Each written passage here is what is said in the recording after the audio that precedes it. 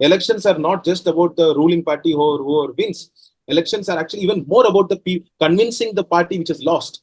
Right? If the parties who lost understands and accepts that this is a fair process through which I have lost, then democracy survives. Currently, we have a very interesting scenario where what is counted is not seen by the voter, and what is seen by the voter is not counted. So you as a voter has gone and seen that paper slip, right, as a voter, but that is not counted.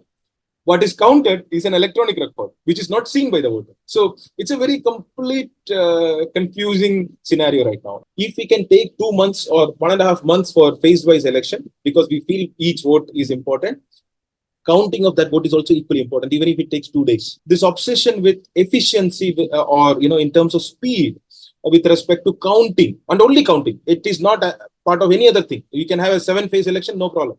But at the time of counting, we seem to have a unbearable urgency that, okay, within half an hour, we need to do this process. That is the most crucial aspect of it. You put the vote, now you need to count, tasalli se, aram se, you take your time, you verify it, right? No constituency has changed because a candidate got elected half an hour before. Nothing has changed in that constituency. He can get elected half a day later also. Nothing much is going to change. But if a wrong candidate gets elected, then it changes things. So elections are about correctness. Yeah, why do you need this information? Why do you need this information was a pre-RTI era question, right? Why should you ask for this information? The whole understanding of right to information is that, why should I give you this answer? I ask for information, it's a public information, you give it. You don't ask me for a reason why I need it, right? That's my right, you give it to me. So we are going back to that, the commission asking, why do they need it, right? That's a statement, like that people can do mischief with this, then the whole RTA needs to be now stopped. See, this is the first 5-year period where two sitting election commissioners who are supposed to be chief election commissioners in their due course of time have left election commission with no reason given. Right. This is the first time in our history. You know what happened with one of the election commissioners who even dared to dissent on Prime Minister Mr. Modi's model code of conduct violation, which happened, right? I think 2019, when Mr. Ashok Lavasa even dissented slightly, that okay, I dissent and I feel this is a model code of conduct violation. The other two election commissioners, of course, said no, it is not. But just for the fact that a person was dissented, you know what happened afterwards, right? The entire family was hounded after by the government. So which election commission is now going to have this much of courage and strength to be able to say that, okay, there is a model code of conduct violation by the Prime Minister? Today I'm joined by former IAS officer Kannan Gopinathan. He took a principled stand and resigned from service to protest against the restrictions imposed in Jammu and Kashmir following the abrogation of Article 370. He has been very vocal on the importance of raising questions in a democracy. Throughout his career as an activist and in government service, he has always advocated transparency in governance. Thank you, Kannan, for joining me. Thank you. Yeah. Kannan, during the 2019 general elections, you had served as a returning officer. You have since seen and probably experienced firsthand the vulnerabilities of the EVM and VVPAT machines. Tomorrow, we will see the last phase of polling in the general elections. We are just a few days away from counting. You've always said that with the addition of VVPAT machines, the voting process has become more vulnerable and suspicious. Can you explain this? Yeah, in the sense that the original EVM process, what essentially based on a custody chain principle. A custody chain principle in the sense the devices that we have certain qualities, and those devices are protected throughout the process. And if there are any issues, it will be caught during the checks that are in place, right? So the custody chain involved the trust on the election commission, the election machinery, the officials, etc. And also some part of a participatory process which includes you can't open a strong room unless there is a presence of political parties, or you can have a mock polls in presence of political parties, etc. So some part of participatory and some mostly based on a custody chain and the trust aspect of it. Now, so all the checks that we had, all the arguments for why EVMs are infallible when many countries have gone back to ballot papers. So we had an argument for why our EVMs are special and why it's a good thing to have.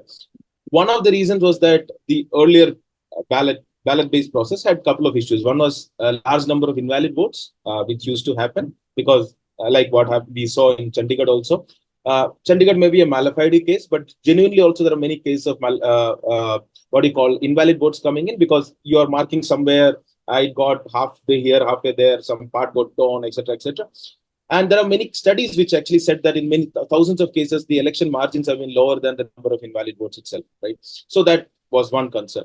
The second concern was actually the massive booth stuffing or ballot stuffing that we call. I'm not talking about booth capturing because booth capturing can happen irrespective of whether it is EVM or ballot or any of that. It is essentially the physical capturing of a booth and trying to influence whatever you want to do there.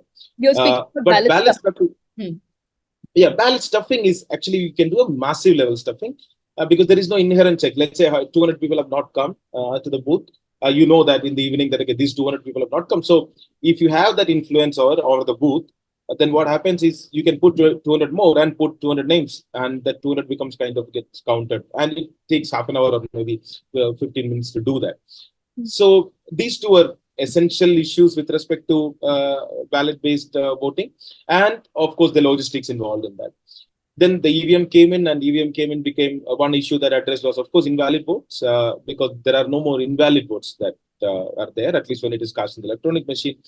The number two was also the massive booth stuffing that can happen. It can still happen like 10, 20 or something, but since there is an inherent delay involved, like a 30, 40 seconds it will take for one vote to be cast, you can't put like a 200 in a matter of 10 minutes because it take for each vote certain time is required, right? So that is the EVM based process. Two things that added. It surrendered on 2, 3 issues, whereas while it gained on this. The surrendering part, one was of course the secrecy at the level of booth. The secrecy at the level of booth in the sense, earlier these all the ballots used to be mixed. So you can never know that, okay, this booth has voted for which candidate, right? This particular people have voted for which candidate at a booth level. Now, with the EVM, you know that, okay, this booth, this is the voting style for them. So this can lead to some discriminatory policy or revenge or any of those intimidation, selective, all that, which happens with many cases, which you see also in politicians giving those dialogues. You have not voted for me, we are not going to do anything for you.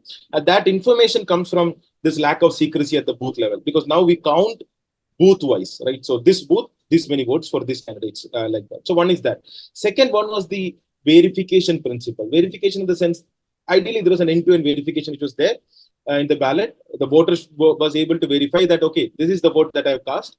And the candidate was able to verify at the time of counting, okay, this is the count of the votes that are cast. So 2 levels of verification at the time of voting and at the time of counting. When an EVM came, that verification got lost because the voter is just pressing a button. You don't know what happened, where it went. And at the time of counting, the machine is giving a result. You don't know how to verify that, whether it is valid or not. So the verification completely got lost, and some amount of transparency and other principles also. So two or three principles things we surrendered, and we gained a couple of logistical or a couple of procedural aspects. Right? The EVMs, then because the verifications we had surrendered, we completely was focused on this custody chain or the security aspects of the EVM. One was technical security, which we said, which is that the EVMs are very rudimentary devices. It is a one-time programmable device. It is a standalone device. It is akin to a calculator, so nothing is going to happen. 1 + 1 = 2 is all that is going to happen. That's all. Number two was that physical security aspect, because people said, okay, calculator may not be hackable, but if you give me physical access to calculator, it may be standalone. It may not have connection elsewhere. It may be one-time programmable. All that is fine. But if I get an access to it, then I can do whatever I want, right? So then came the physical security aspect, which said these EVMs are actually tracked, are always kept under heavy protection, CCTV, and then always open in the presence of political parties, etc., etc. So the physical security aspect came. So we talked about the technical and the physical. The third aspect of it was the administrative or the procedural security aspect, which had 3 aspects. One was 3 parts. One was the candidate agnostic nature. Candidate agnostic nature, the EVM never knew who is candidate 1, who is candidate 2, who is candidate 3. Electronically, it never knew. It will simply say that the candidate 1 got this many votes, candidate 2 got this many votes. It has no idea of that, right? So how can it intelligently manipulate when it doesn't know, when it is not aware whether 1 is BJP or 2 is Congress or whatever is there. Second part of it was that, which is randomization. So people are saying, some pre-programming could happen before, right? Then came, okay, one is there, you don't know the candidates. Number 2, you also don't know which assembly constituency this EVM is going to go, because it is randomized. You also don't know which booth it is going to go, because that is also randomized. Because you don't want to manipulate all the booths. You want to manipulate in the booths where you have certain concerns, or maybe the other way, whichever thing that you want to do, but you want to do a targeted thing, right? So that again, so intelligent manipulation was out of question, targeted manipulation was out of question. And the third one was essential, was the mock poll. There are 3 levels of mock polls. One was before even the elections are announced, there is a mock poll where people come, some 1,000 votes are put, and in presence of them, around 5% of the EVMs are taken, and then 800, 1,000, 1,200 like the votes are put, and then you can tally. So transparently, participatory tallying is done, and then, okay, the machine is working fine as intended. The second mock poll happens after the elections are announced and after the candidates are actually also declared. The candidate sequence is done. So then second mock poll happens where the candidates' representatives or the candidates themselves come and check. Then the third is done on the day of poll, which is around 50 votes are on all machines are put by the polling agents, in the presence of the polling agents, and then it is verified. So till now, we have not focused on verification at all. We never said we can verify. But what we said was our processes are some certain built-in checks, which are technical, which are physical, which are some process or administrative available. Right. This is the argument on which we have conducted elections from the time of EVM to the introduction of VVPAT. Now, during the introduction of VVPAT, or the reason for the introduction of VVPAT around 2009, a second time the UPA came, the opposition had a lot of concerns on the lack of transparency and verification. A lot of issues were raised, and then multiple all-party meetings were called by the commission. So some people went to the Supreme Court and said, okay, the voters should be able to see what has been cast. So it's a very simple thing that has to be there. So that's how the VVPAT came in. And the VVPAT came in as a direction that whatever is cast in the control unit should get recorded, should get printed, right? Whatever is, so ballot unit is there where the voter presses in the control unit, then the VVPAT, which is the, should be what is printed, what should be printed from the CU. Now, the way we designed it was that we introduced CU in the middle of BU and VVPAT. That's the first aspect, right?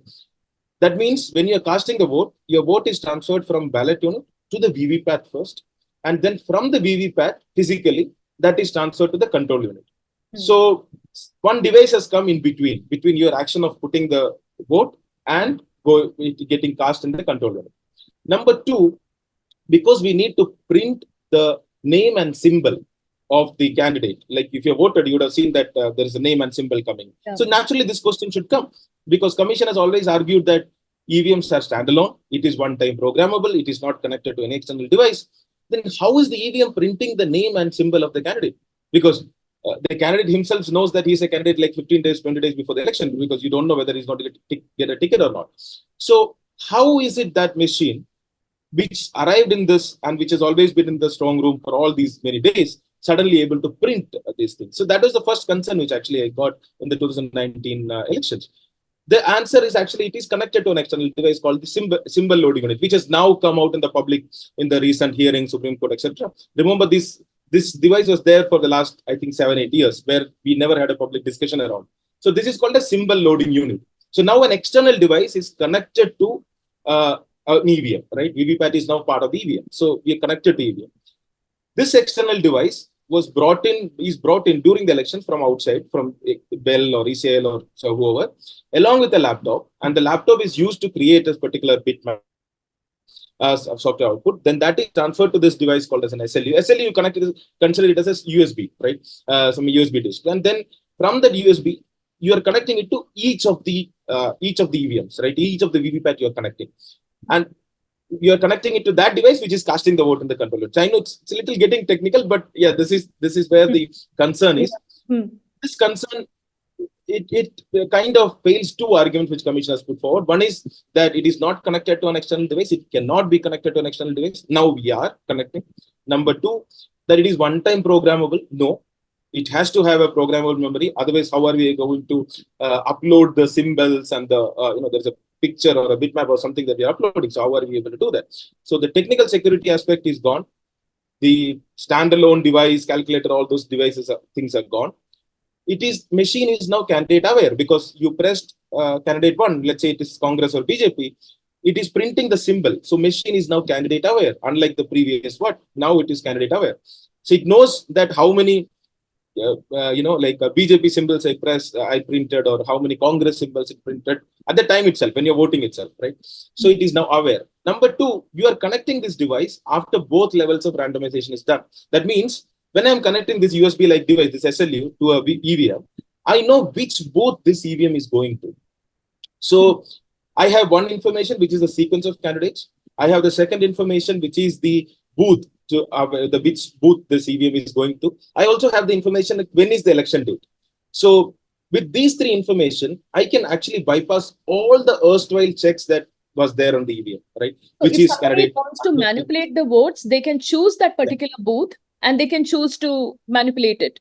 That's what you're saying. Yeah, whether manipulation is possible, because unless we know the internal circuit diagrams of the things, how much is it possible, we don't know. The commission has never revealed it, so we are analyzing it as a black box. So that what is inside we don't know, but this is how it is, and I'm connecting an external device to it with three information with me. One is that which booth this EVM is going to, which is the sequence of candidate, like 1 is 2 is who, 3 is who, 4 is who, and when is the actual election date, what date I need this thing to be activated, right? I don't need this to be activated all the time. So this prior information gives me an opportunity to bypass all the checks which are there, like these three mock polls, right? One mock poll is of course done long back, it's irrelevant. Second mock poll, I know it is not on the election date. Third mock poll, I know there are only 50 votes being cast. So there is a technical possibility of bypassing all these things. And where do we catch it? That is the biggest concern. Let's say something is happening, right?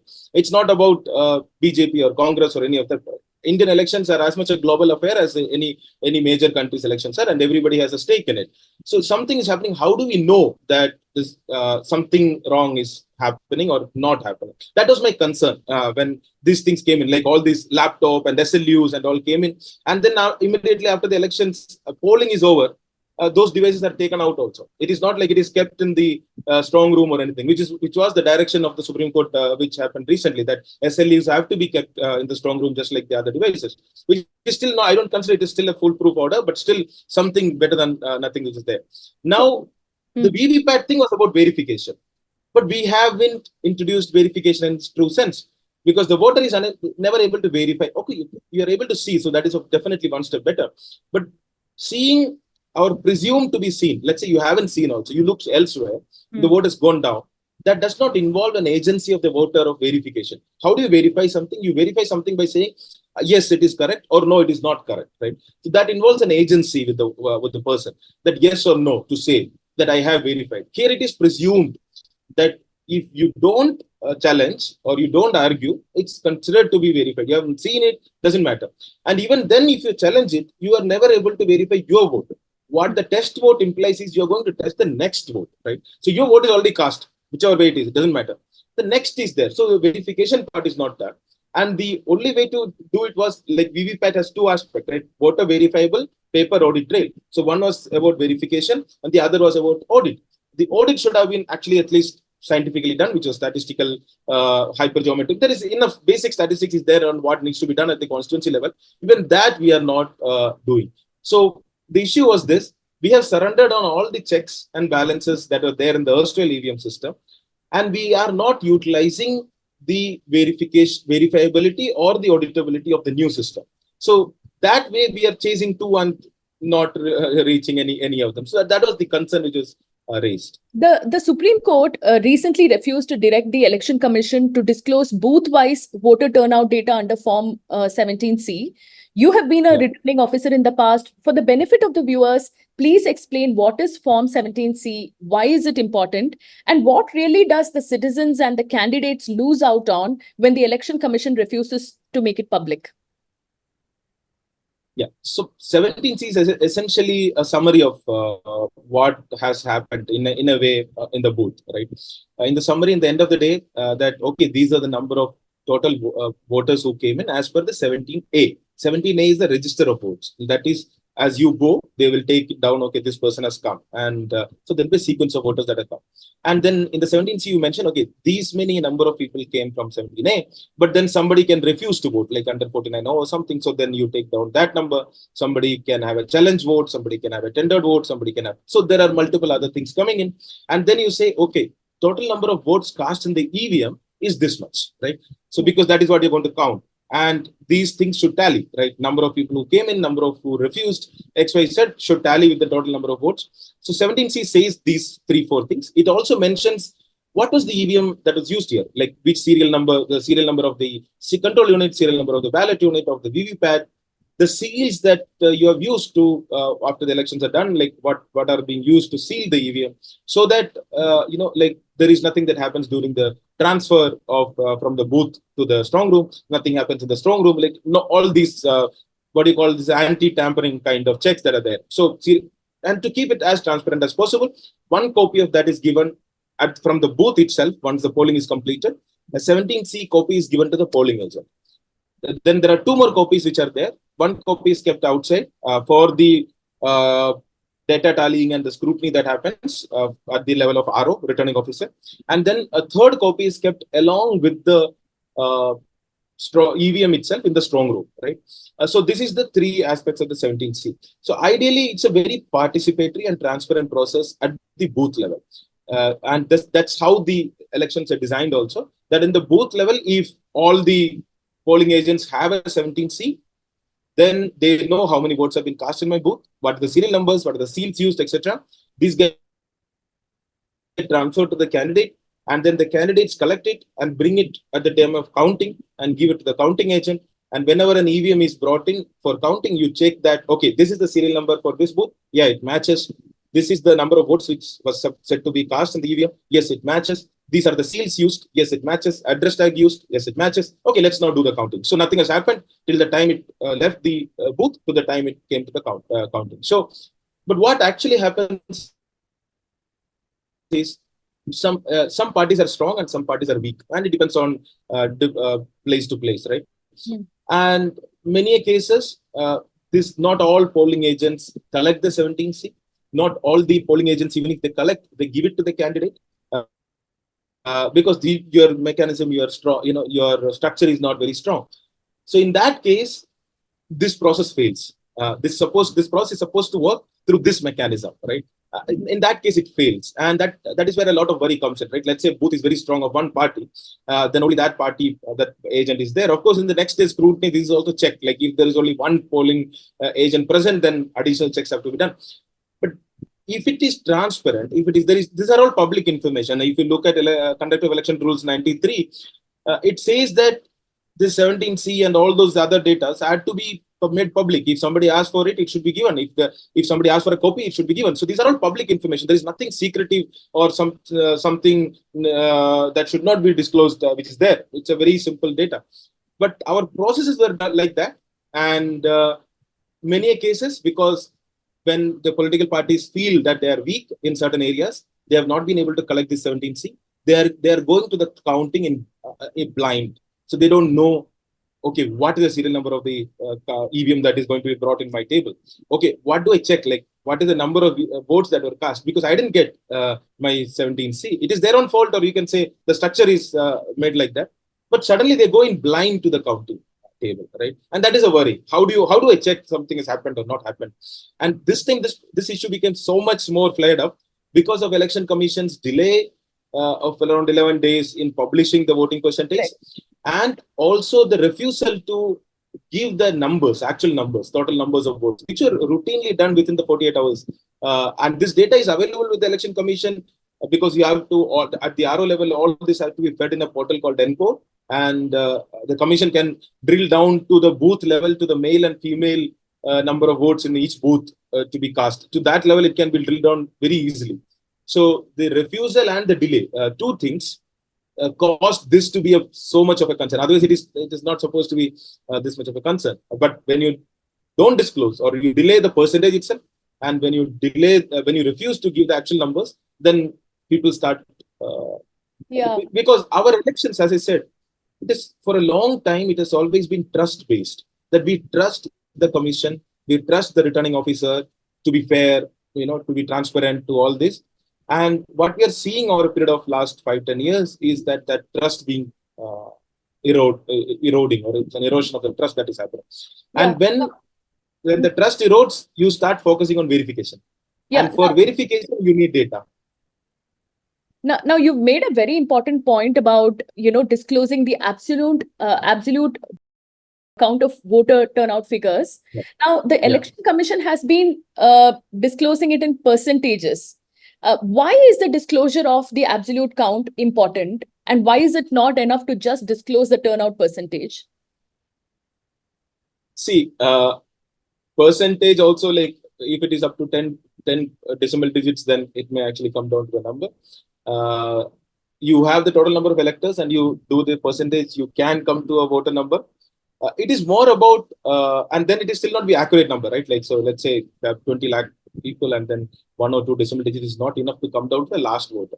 So that last voting thing, it still gives an ambiguity. Okay, maybe 100, maybe 1,000, maybe 10. I don't know. It can range in that number depending on the what is the scale of the in the constituency, what is the scale of the poll number of voters in that constituency. So it doesn't give me the exact number, and this is an exact number, right? There is no ambiguity in the case of how many votes were polled. There is no ambiguity. It's not like maybe 50 to 100 votes were polled. No, you know that it is either 57 or it is 58. It's such a simple thing. So it either shows the complete incompetence from the commission in not able to disclose it, but which they disclosed it actually 2 days back. Finally, after I think 6 phases are done, they disclosed it. So it was not the case that they didn't have the number, or they don't want to. We don't want to disclose it. So do whatever you can. Either way, it doesn't help to build trust on the commission, or to build trust, you need to be transparent. If you try to rely on obscurity, then people will also start suspecting, right? Yeah, you've spoken about the problem of delay. Now, the Association for Democratic Reforms, ADR, has filed a petition before the Supreme Court flagging the 5 to 6% increase in the final voter turnout data as compared to the initial percentages announced by the Election Commission. What is the main contention here is also about the delay which you were talking about of several days before voter turnout data was published. The first phase data was published after 11 days. Now, many believe that, in fact, ADR Council, Prashant Bhushan, has said that citizens are the aggrieved party here, and they doubt if the EVMs are being replaced, as suddenly we have seen a rise of 6% in voter turnout data, which is actually a huge number if you look at, what is the absolute count of votes. What are the main issues here, according to you, that really violates the sanctity of the free and fair election process? No, I don't think that it is a concern, at least as far as I'm concerned, because none of these concerns have come from a constituency. See, we have to understand that elections are not, to be very crude, are not conducted by the Election Commission. Elections are conducted at the constituency level by the concerned RO, ARO, and at the booth by the presiding officers, right? That is the level at which the elections, because it is not like EVMs are transferred to the Election Commission or, and kept there, none of that. And at that level, the data is shared with the the candidates, right? So if there was a candidate who had raised this concern saying that RO had given me this data, which is X number of votes, and then after 10 days, he has revised or she has revised it to X plus Y. If that had come, then that would have been a concern, serious concern, right? Indian elections are not designed for a civil society or a free citizen participation. We only need that for the time of voting. You come, a civil society can come in to increase the number of votes polled. That's it. Citizens can come and vote. That's it, right? If a citizen challenges as much of a challenge as an EVM, then the citizen can be prosecuted against. That is how much we are, they consider voter to be participatory about. So, if candidates had raised these concerns and say that this constituency is where this has happened, then it is a worry. Here, what has happened is, I would say that incompetence part of it, or maybe the election commissioners are also new. They came in just part of the elections in the midst of election when one election commissioner resigned out of nowhere. So they should have routinely given it after the data was published within 2 days. Maximum it takes 2 days. It doesn't come immediately because the team comes in late night, at times early morning, and then this process of receiving these EVMs and verifying all because RO cannot check the EVM once it comes. Like, it is sealed at the booth itself. So all that you can rely on is the numbers that they give, right, in the 17C.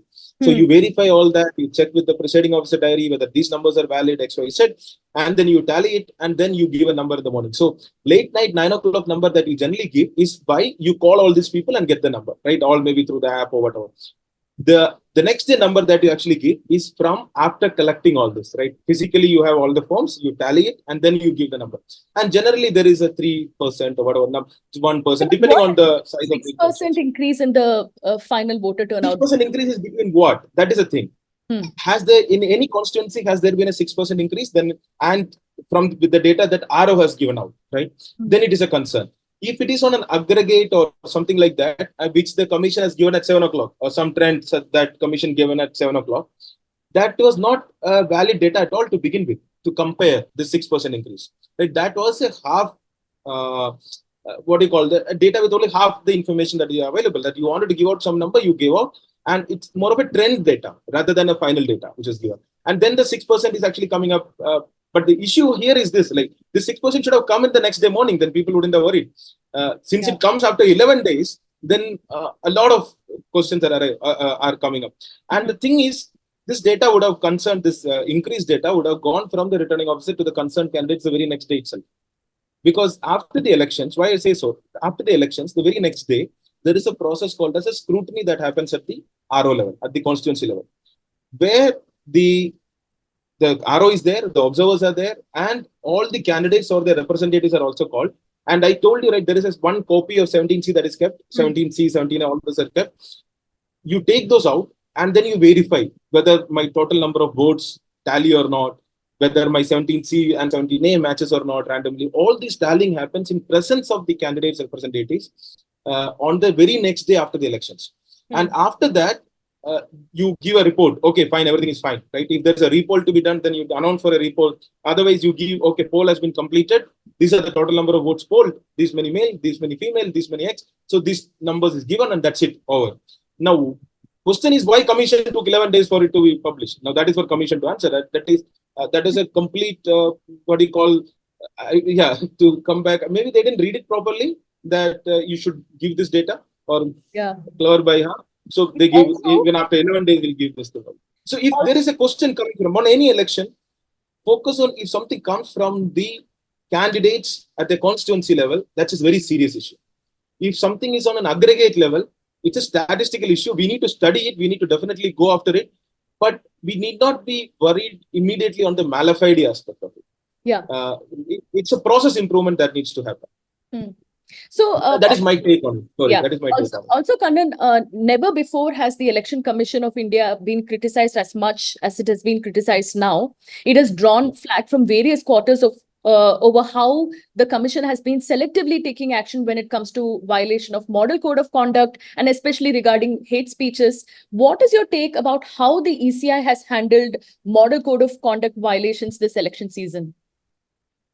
See, this is the first 5-year period where two sitting election commissioners who are supposed to be chief election commissioners in their due course of time have left election commission with no reason given, right? This is the first time in our history, right? There are so many historic firsts that happens. So the first time in the history that two sitting election commissioners have resigned, which is appointed by the same government only, have resigned and gave no reasons out of nowhere. That itself shows what, there is something which is drastically wrong that is going on in the election commission. That's unheard of. And they were supposed to be the chief election commissioner, right? So then comes the question of lack of transparency, this combative nature of anything that the civil election commissions have always worked with civil society, even though Indian laws never provided for it. They always work with the civil society. When 2009, if you remember, when political parties raised this question of EVM after the second UPA came in power, what was the election commission's response? It called all party meetings thrice. 3 all-party meetings it called. So it went for a participatory approach. It said that elections are not just about the ruling party who wins. Elections are actually even more about the convincing the party which has lost. Right? If the parties who lost understands and accepts that this is a fair process through which I have lost, then democracy survives. It's like any 100-meter race. If the people who lose that, okay, it is fair, then they congratulate the winner and try to be better the next time. But if the other people feel that, no, this guy had an unfair advantage, he ran before the it said start, then you start feeling like, okay, what can I do? This is not a fair race at all. So this is as much about convincing that the process are fair. So you are not even ready to have a conversation. Parties are writing to the commission saying that seeking an audience, and commission is saying we won't give you an audience to the political parties who are the crucial part of the elections that are doing. So then, of course, model code of conduct. You know what happened with one of the election commissioners who even dared to dissent on the then Prime Minister Mr. Modi's model code of conduct violation, which happened, right? I think 2019, when Mr. Ashok Lavasa even dissented slightly, that okay, I dissent and I feel this is a model code of conduct violation. The other two election commissioners, of course, said no, it is not. But just for the fact that a person was dissented, you know what happened afterwards, right? The entire family was hounded after by the government. So which election commission is now going to have this much of courage and strength to be able to say that okay, there is a model code of conduct violation by the Prime Minister? That's not. Independence is only as long as you feel safe. If you don't feel safe, I don't think it shows. Election commission is a symptom. The lack of what we call the courage or lack of independence or fairness that they are showing. That if I have to give something, I cannot give it to the Prime Minister. I'll have to give to the party concerned. And this is a country which went ahead and disqualified a Prime Minister, right? So on a model code of conduct violation as simple as using some jeep or using some pandal in some rally, right? So that this is a country, and that was the election commission. And now we are afraid to even give a notice, what is a blatant violation. So it gives, instead, find a way to balance out, give them also, give him also. This shows institutions are only as strong as the individuals who manage, right? So if the individuals are weak, you cannot expect the institutions to be strong. Yeah. So the another issue is I was just reading the statement of the Election Commission, and the Election Commission has said that false narratives are being circulated regarding the turnout data, and the Commission has said that near real-time information was always accessible to both the public and candidates through its voter turnout app, it seems. The ECI has also said that the app, which started putting out data right from the first phase, provides hourly updates and the final figures by midnight on each polling day. If that is the case, and if this data was enough, then what is the whole controversy related to voter turnout about? What is your rebuttal to the ECI's claims? No, voter turnout app it's not a statutory data. Even Commission itself says it's not a statutory. In fact, during this election itself, they have given out a statement saying that voter turnout app is not at all. In fact, in the Supreme Court, they mentioned it is not at all a legal or a statutory thing. It is just for a trend, right, kind of thing. It also doesn't give the exact number. It also gives percentage of it. It doesn't give the number. So it is just like using whatever comes in your way. Okay, then Supreme Court, they say that okay, we cannot rely on voter turnout app. Outside in a public press release, they say, why don't you rely on voter turnout app? So first, the Commission has to say what it does. Commission relies on. And then public can also rely on the same data. If Commission relies on voter turnout data and say that is going to be the exact number on the counting day, fair enough. There is nothing more required. Commission says, no, that is not the statutory data. You cannot match against that on the counting day. Then give the data that needs to be matched on. Like, you cannot take both the sides according to your convenience. Second part is, it is so easy to publish this data. As I said, this ENCORE is there, right? And in fact, the counting data is also to be uploaded on that ENCORE. It needs to be matched with the polling data that is there. You can actually just say that print this polling station and print. It will give the whole data of it. The total number of votes, male votes, others, female, others, everything data will be given. What is this reluctance? This elections are a transparent exercise. It is about as much about the voters. Once in 5 years, the citizens or aspiring citizens of the country get a chance to feel that you are a citizen, right? That, okay, I am doing something decisive in this country. And their commission says, why do you need this data? Yeah. So you've also spoken about how the election commissioners resigned abruptly. The way the election commissioner resigned just weeks before the elections, the way the new election commissioners were appointed, the chief justice is not part of the selection committee. The leader of the opposition claims that he was shown the names of the new election commissioners just 15 minutes before the formal selection. Coupled with all of this, the way the ECI has been conducting the general elections in a very non-transparent manner, don't you think something is primarily wrong with the entire process here, starting with the selection of election commissioners to the conduct of the ECI? See, I don't think the selection of or the appointment of election commissioners were anyway transparent at all throughout the period. It was always within the purview of the then government, right? But once appointed, of course, they had a surety of tenure, and that would mean that they had independence, right? It was actually due to the this recent election commissioner who resigned appointment that the case went to the Supreme Court, and the Supreme Court said that okay, this government only appointing election commission thing is not, it's not a very good scheme, because election commission is an independent institution, constitutional institution. So that way we should be able to have a committee, and then opposition leader, the PM, and the CJI became part of the as per the rule. And then the government actually brought in an ordinance which or a bill which said that okay, move the CJI away. Let's keep the opposition party leader and then one from the government itself. So as a whole, the process has improved because it was purely a executive decision, and now at least the opposition leader is part of the decision making, which is there. Right? So yeah, many times we feel that the CJI was removed, but that was just for a couple of weeks that the CJI was there in that committee only. Before that, it was there was no such committee itself. So that way, in a way, this whole process has moved a little more towards the transparency. The LOP is actually part of the process now.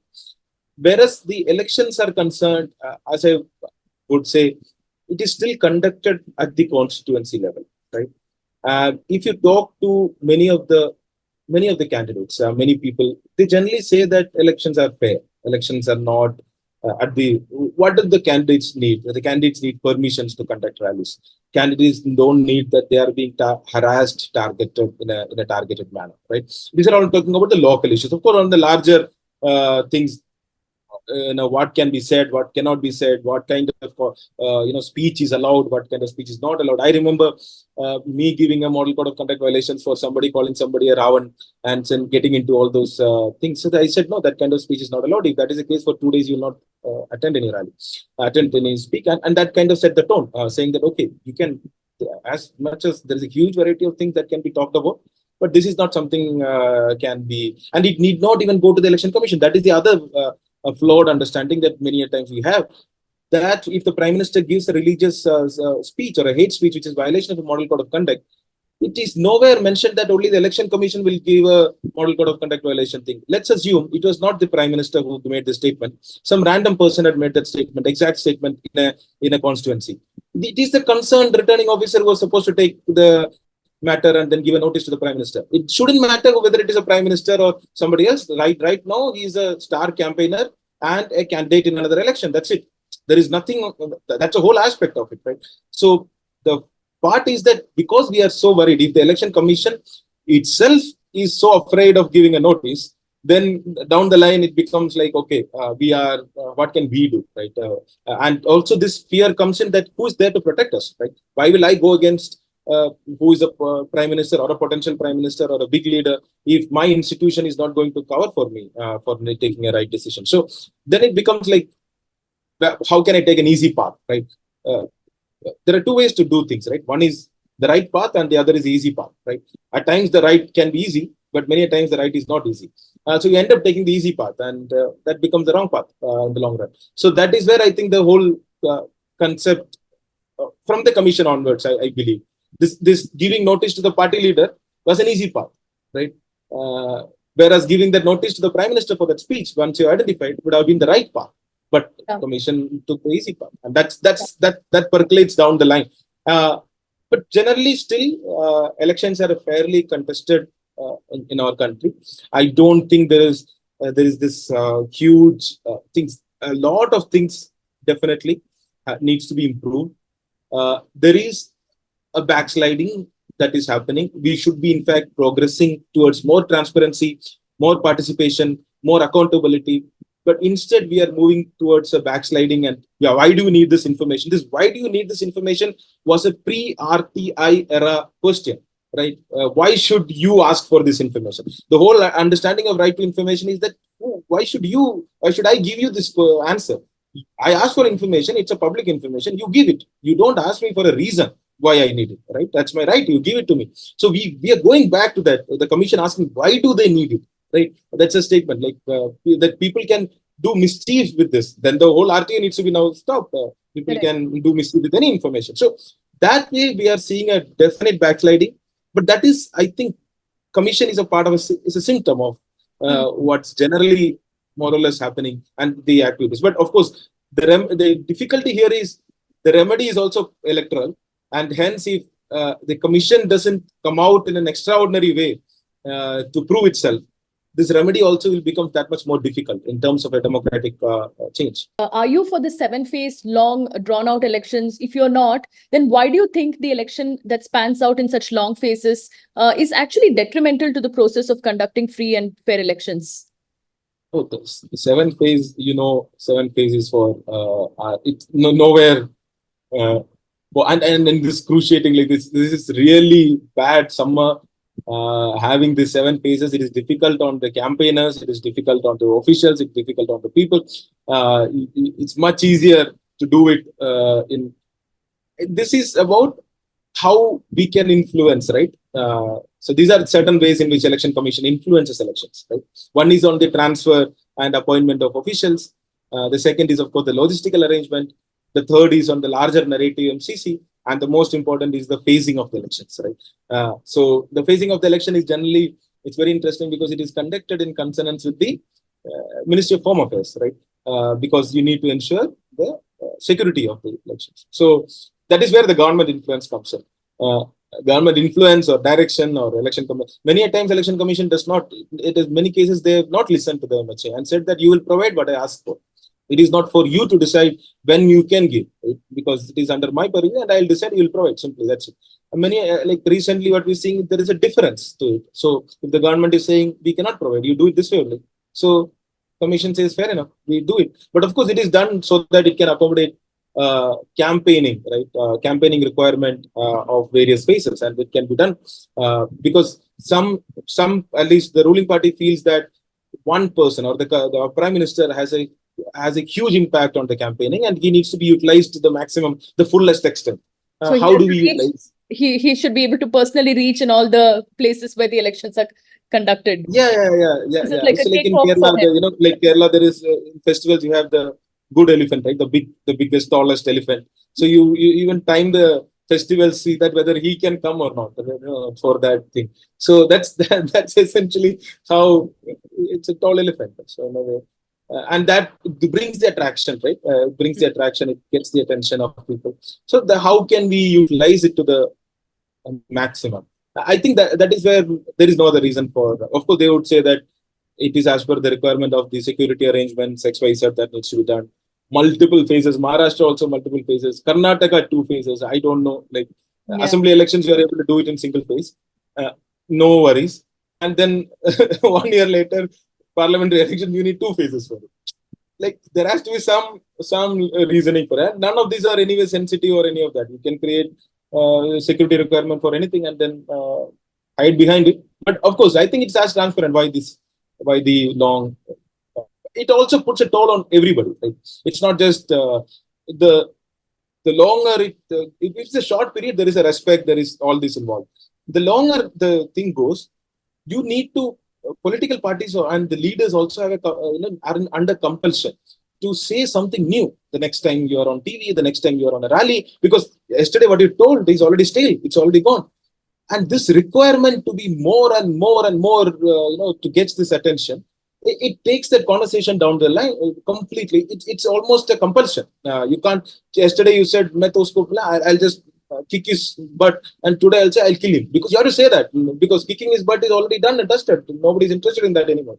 You have to take the next level of conversation now, and this takes it to the gutter and below. That itself impact heavily on the discourse, and people think this is just a part of election. Whatever is being told is just a part of election, and then after that we'll come about once the government is formed, we become of everyone. It doesn't happen like that. Certain words which are said, certain things that are meant to hurts, and that hurt stays on, that lingers on, and those have repercussions, much longer repercussions than that short term what you feel. I said something and it's great.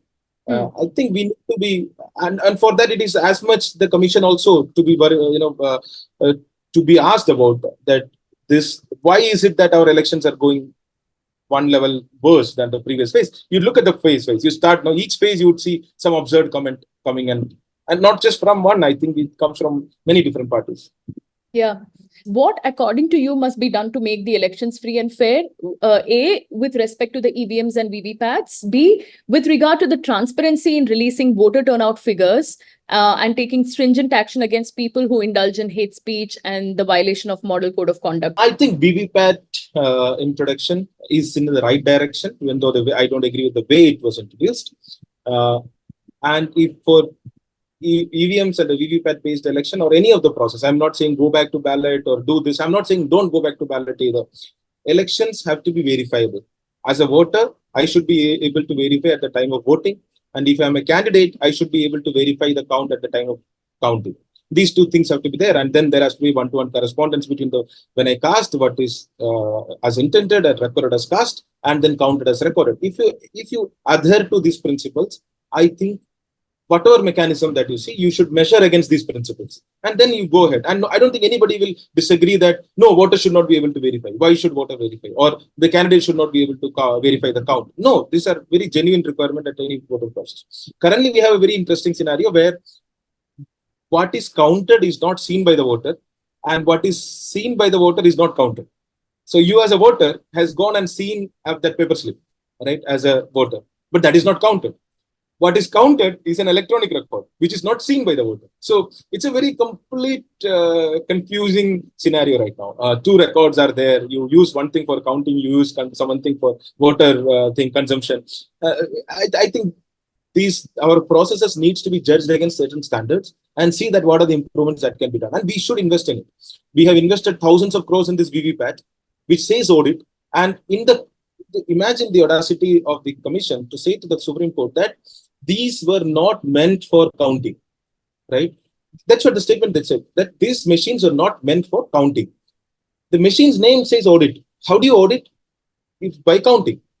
You wasted 5,000 to 10,000 or I don't know how many crores of taxpayer money in building a machine whose basic requirement was counting. And we said this is not designed for counting. Then why did you make it? Why did you waste this money? Right? Ideally, there should be an audit and an inquiry ordered on why this was done. If that, then this is a statement made to the Supreme Court. So I think that investment needs to be done. And if it takes time, it's fine. If we can take 2 months or 1.5 months for phase-wise election, because we feel each vote is important, counting of that vote is also equally important, even if it takes 2 days, right? It doesn't matter. If it takes, it won't take more than 2 days, that I'm pretty sure of. But even if it takes 2 or 3 days, it doesn't matter. If a candidate comes in this obsession with efficiency or, in terms of speed with respect to counting and only counting, it is not a part of any other thing. You can have a 7-phase election, no problem.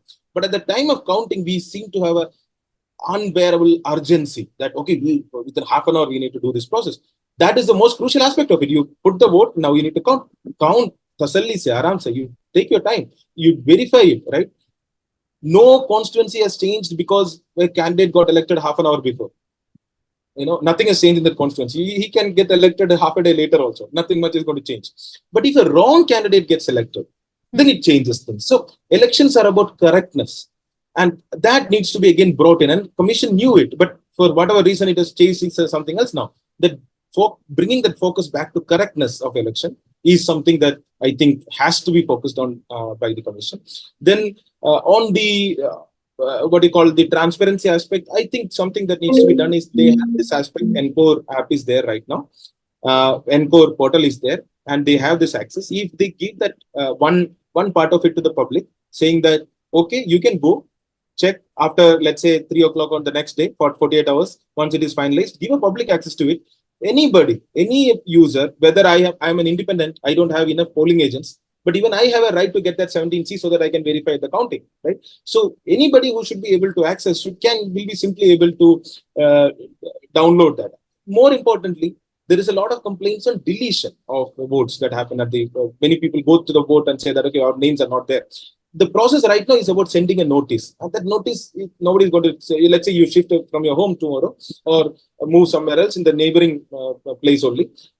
Somebody will come to your house and say that, okay, she doesn't stay there anymore. Okay, let's remove that person from the voting list. You will get a notice, but you're not there. So that notice doesn't make any sense. But if it had come to you on a mobile phone, let's say as an SMS, because all that's integrated now, you will at least tell that, okay, my name is getting deleted, so I need to add my name in the other booth, right? So this electoral roll process needs to be seriously revamped and made participatory and transparent as much as possible. Of course, model code of conduct violations, unless the commission is ready to take steps, and not only the commission, down the level CEO to the RO, they are not ready to take steps on hate speech, irrespective of whoever is it. It shouldn't matter who is. At this point of time, there are only two people, like the campaigners and the candidates. That's it. If somebody says any of that, appropriate action should be taken of them. There is no official position that needs to be worried about. Once we find that strength, I think our elections will go back to the more trust. But elections need not be trust-based anyway. I think when in a very highly contested or heated elections, it has to be verification-based. And if it has to be verification-based, it requires, or the prerequisite is transparency and availability of data. So I think that is a direction we should be moving. Wonderful. Thank you for your insights, Kannan. It was wonderful having you on the show. Thanks. Thank you. Thank you.